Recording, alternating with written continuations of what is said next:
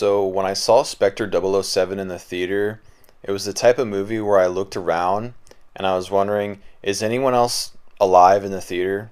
Are you people seeing the shit that's being put on the screen right in front of your face?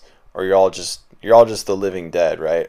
Everyone out there is just the living dead sucking down aspartame drinks and genetically modified popcorn.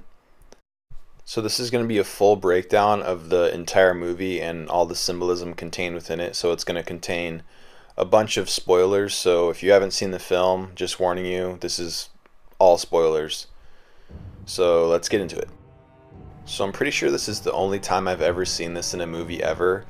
The classic lion intro starts off with the lion's one eye, and then it zooms out and then shows the lion. I've never seen that before in any other movie. So yeah, before the movie even starts itself, it already hits you with the one eye of Horus symbolism right from the get-go. The opening scene takes place in Mexico during the Day of the Dead festival, and then it flashes on the screen, "The dead are alive." I can't help but think that this is a mockery of the masses, the general population who's just the walking dead, or the sleeping masses who are completely oblivious to what they're about to see in this movie. And as well as that skull and bone symbolism, you know, that secret club that goes to Yale University that's intimately connected with the establishment of the New World Order and the Bushes and all that. Of course, James Bond is wearing a skull and bones outfit. And then we have the classic James Bond intro with all the girls dancing around all fancy and cool, and it features the octopus symbolism.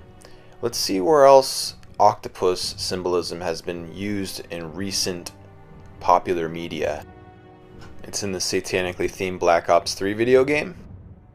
It's also in the Hellboy franchise. And the Spectre symbol is also the exact same symbol for Hydra, the Nazi organization that infiltrates the CIA organization SHIELD in the Marvel Universe.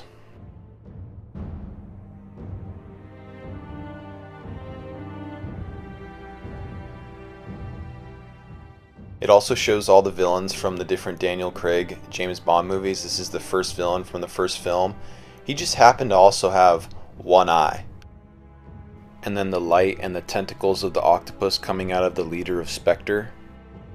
Some more eyeballs for ya.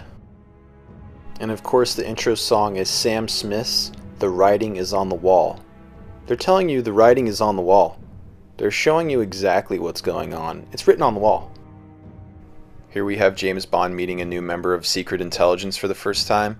James Bond insists in calling him C for some reason, and he's head of the global surveillance that you'll later see in this film. C as in I see everything that you're doing, as a play on words. And right here he mentions about bringing British intelligence out of the Dark Ages and into the light. They use the expression "the light" a lot in this film.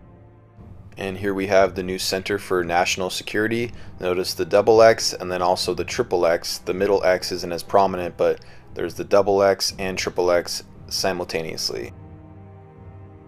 And then as they drive by this building on a boat, this guy right here mentions a security conference to decide the New World Order.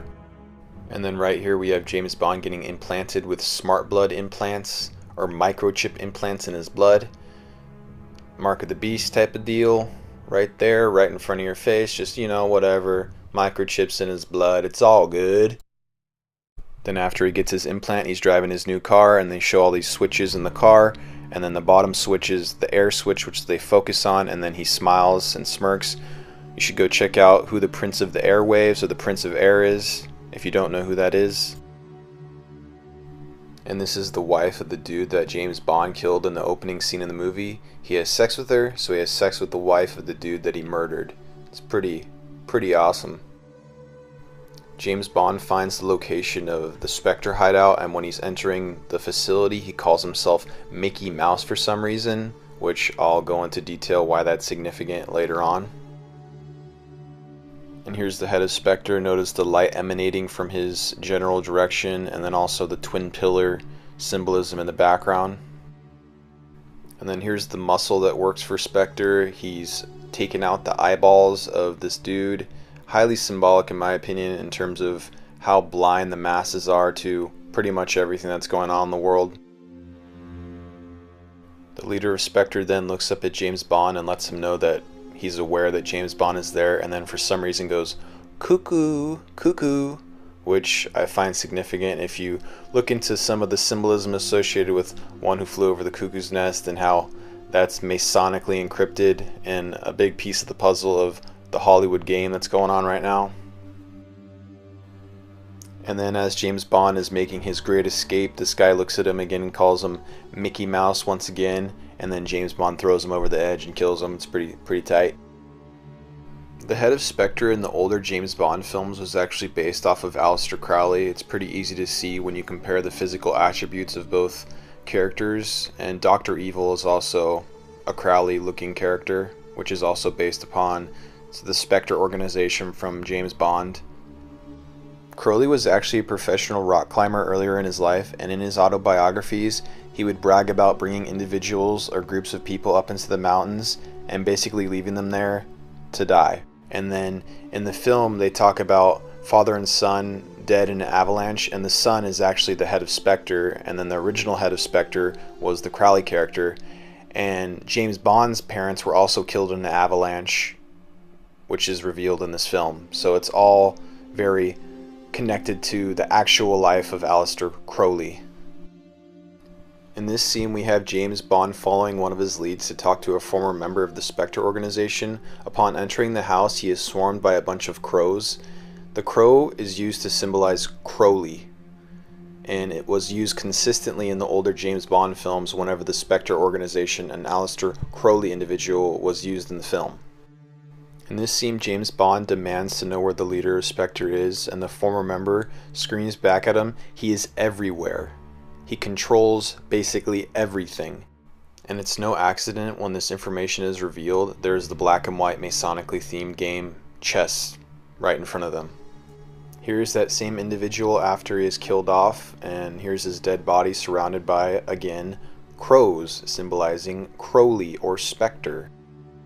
You find out that every single villain from all the Daniel Craig Bond films were all working for Spectre, and all lead back to the same individual. During the New World Order meeting that I mentioned earlier in this film, South Africa really isn't on board with the whole protocol. So later in the film, Cape Town has a terrorist attack that they refer to as Cape Town in Chaos. Then of course after this happens, they're on board with the security New World Order protocol. In the 007 parody show Get Smart, the terrorist organization was called Chaos, and then the Central Intelligence Agency was called Control, both masonically themed names. So the daughter of the dead dude surrounded by the crows teams up with James Bond to look for further clues on the Spectre organization. So they visit a hotel that her father used to visit in a Middle Eastern country called L'American, or the L'American. Remember when I mentioned Mickey Mouse multiple times earlier in the film? In the L'American hotel, James Bond sees a mouse on the floor, and then the mouse leads him back into a hole in the wall where he finds behind the wall is clues on the secret intelligence agency Spectre behind the wall of L'America or America. Now what's more American than Mickey Mouse or Disney? The biggest entertainment company in the entire world. If you weren't aware, Disney has intimate ties with military intelligence and the military-industrial complex, and Disney was a master propagandist. And as you see right here, he's hanging out with Warner von Braun, member of the CIA, NASA, and former Nazi. And this is why James Bond being led to the truth about Spectre behind the L'American hotel wall is the perfect metaphor for what has really gone on in this country. Bond finally visits the headquarters of Spectre, which is located in a crater that was created by a meteorite that hit the Earth, the oldest one known to man. Then Christoph Waltz, in a metaphorical declaration of what Spectre is doing on the planet, states, "Think about it, so many years up there, alone, silent, building momentum until it chose to make its mark, a huge unstoppable force." He explains to them the information headquarters that Spectre is, and then shows them the vast network of control and influence he has. Then goes on to admit the use of false flags to get countries on board with the program. Christoph Waltz gets damaged by an explosive in the film, and then The injury that he receives from the explosive translates into, again, one eye symbolism. Of course that's the only thing that's damaged. It's just one of his eyeballs. Makes perfect sense. Notice in this scene the reflection onto the glass onto Bond, really symbolizing Bond's opposition to Spectre. Really is just a complex form of a Hegelian dialectic, and they both are working towards the New World Order, both chess pieces in the ultimate game. And in the end, when he has the option to kill the head of Spectre, he pulls his gun away and chooses not to kill him.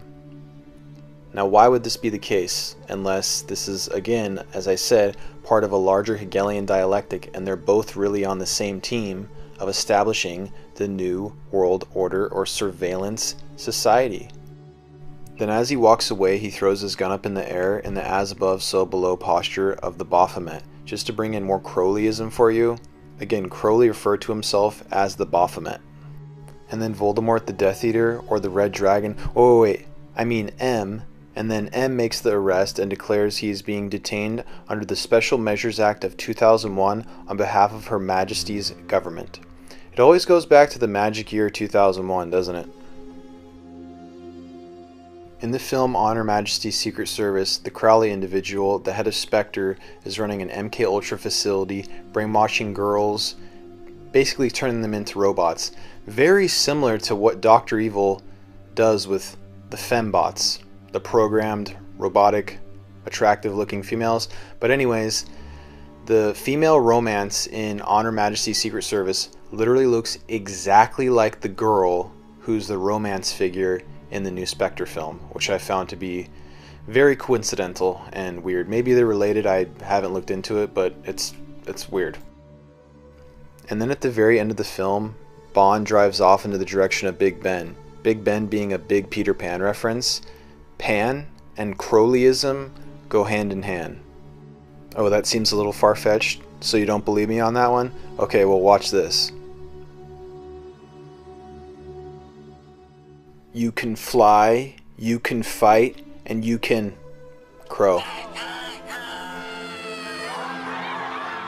Well, that's all for today, folks. Thanks for watching to the end if you're still here. And please like, share, subscribe, and comment below. Thank you very much. Bye-bye.